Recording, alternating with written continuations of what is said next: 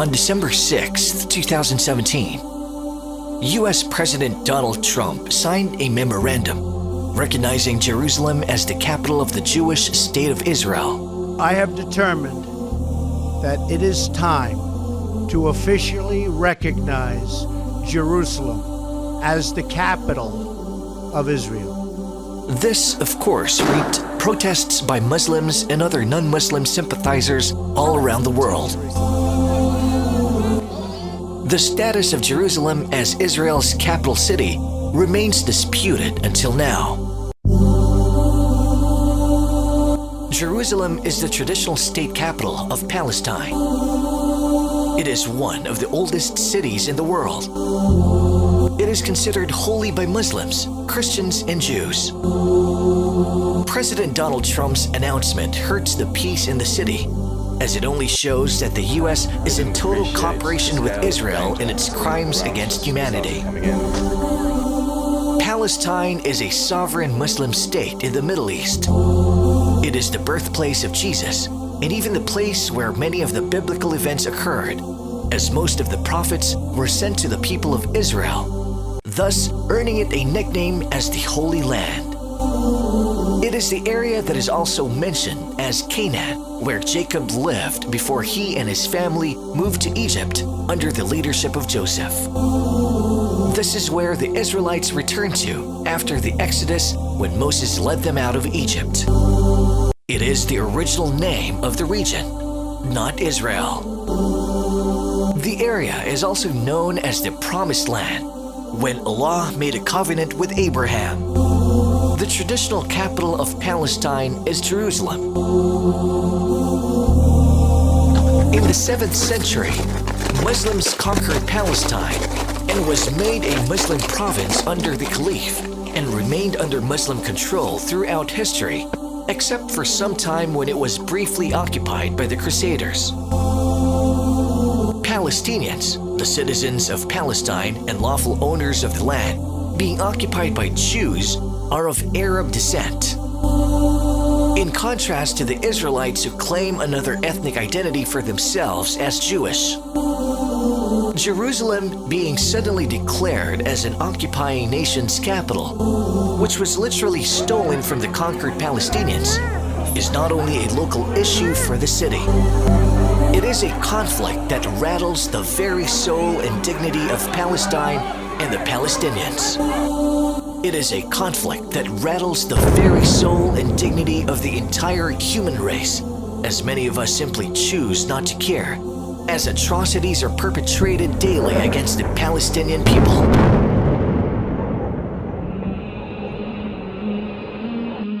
In 1947, the United Nations adopted a partition plan for mandatory Palestine, recommending the creation of independent Arab and Jewish states and an internationalized Jerusalem. After this, the State of Israel was founded on May 14, 1948, while Jerusalem remained a neutral ground because of the holy sites for Muslims, Christians, and Jews, except when the Jews decide to attack the Muslims there. Before 1947, Palestine was a country of religious tolerance under the Muslim rule, where Christians and some Jews, which comprises only 3% of the population, coexist. After World War II, the Jews, with the backing of the United Kingdom, occupied Palestine on claims of ancestral domain. Since 1917, after the defeat of the Ottoman Empire and the end of World War I, Palestine is under the control of Britain, which supported the creation of the Jewish state. Britain promised a Jewish homeland as laid out in the Balfour Declaration in 1917, even without consulting the Palestinians. The establishment of a Jewish state developed more support during the supposed Nazi genocide of the Jews during the World War II. The terrorist attacks of Israelis against Britain, especially the attack on King David Hotel in 1946, was surprisingly seen as heroic acts by freedom fighters, which would have been negatively viewed today if it was perpetrated by Arabs or Muslims. The occupation escalated quickly after 1946, but the eventual invasion of Palestine has been planned long ago by the Zionists that aims to create a Jewish state. And in 1897, at the First World Zionist Congress held in Switzerland, it has been announced that a Jewish state should be established in Palestine. Israel, as we were originally made to believe, was only to share territory with the Palestinians. But since the establishment of the Jewish state in 1948, the Jewish occupied lands grew wider and wider, which led to forced evictions and human rights abuses of Israel against the Palestinians. Everything was made hard for the Palestinians. The Palestinians are pushed into small evacuation areas and tent cities with almost zero sanitation, healthcare, education, and all the basic services that even the poorest countries could provide for the citizens. They are raided, bombed, and have their houses demolished almost every day. Calling this a refugee crisis is an understatement.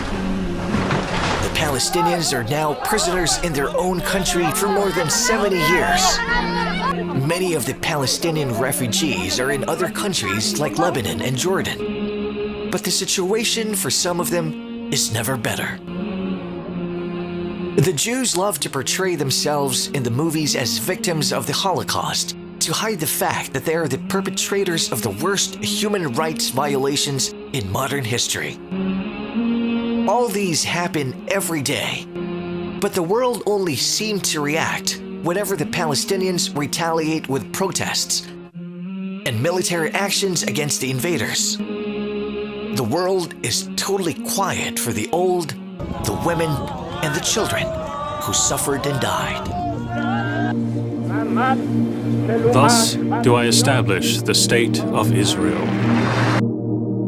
Israel's claim on occupying Palestine is based on two reasons, they say. One of which is that they are the children of God, and that Palestine, or the Holy Land, is the promised land or the ancestral domain for them, quoting Allah's promise to Abraham as authority. But these claims are very far from the truth.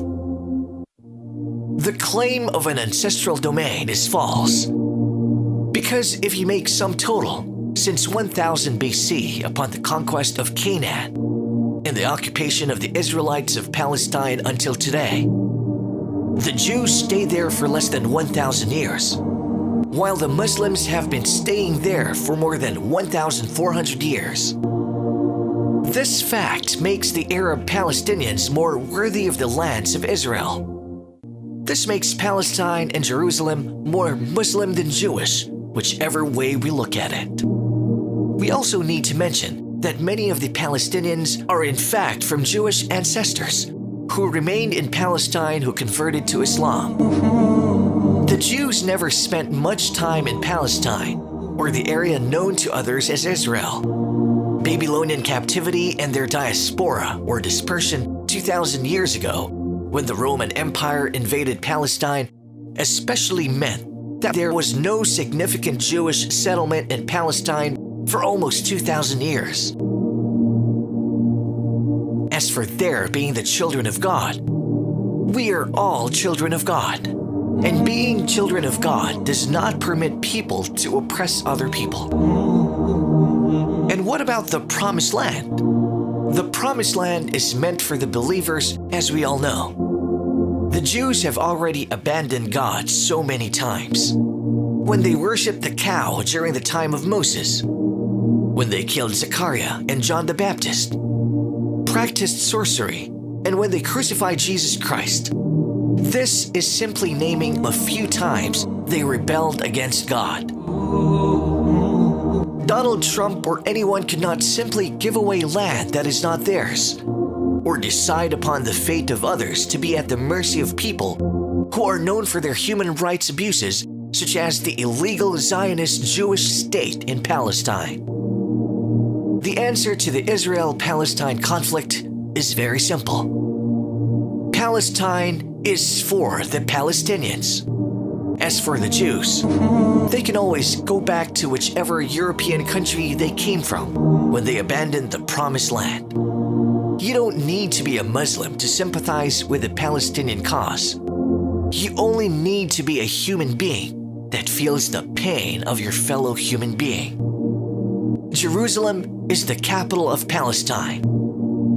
Palestine is for the Palestinians.